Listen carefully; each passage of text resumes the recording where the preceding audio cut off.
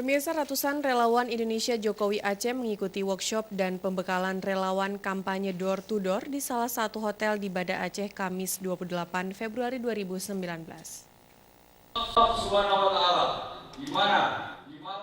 Kegiatan ini dibuka langsung oleh Koordinator Nasional Religi Bursah Zarnubi. Dalam kegiatan yang diikuti oleh ratusan peserta dari berbagai kabupaten kota di Aceh ini akan berlangsung hingga hari ini. Bursah Zarnubi mengatakan religi akan hadir di tengah-tengah masyarakat untuk mengkampanyekan pasangan calon presiden dan wakil presiden Republik Indonesia Joko Widodo dan Ma'ruf Amin. Ia menjelaskan kampanye itu akan dilakukan secara tertutup dari pintu ke pintu. Oleh karenanya seluruh relawan religi menurutnya harus memiliki mentalitas yang kuat.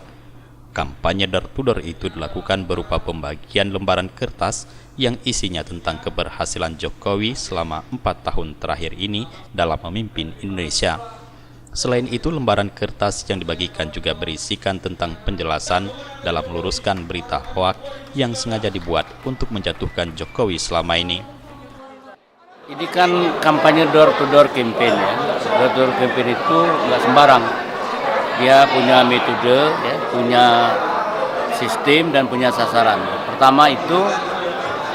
Metode pertama kita adalah menjaring relawan yang telah dibentuk oleh religi provinsi, relawan Iswa Jokowi provinsi, berdasarkan data-data Kordah, ya, koordinator daerah Kabupaten Provinsi.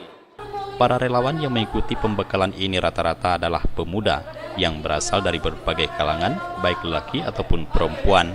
Dalam kegiatan yang dibuka Kamis malam, turut hadir Ketua Tim Kampanye Daerah Aceh, Irwansyah.